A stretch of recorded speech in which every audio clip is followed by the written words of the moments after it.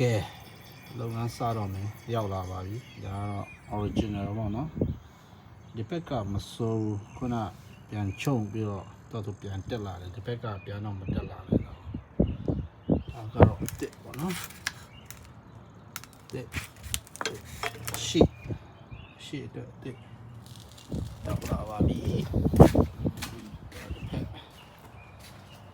ဒါက passenger side ဒီမှာတက်မယ်ဒီအောက်ကနေဒီအပေါ်ပေါ့နော်တက်မယ်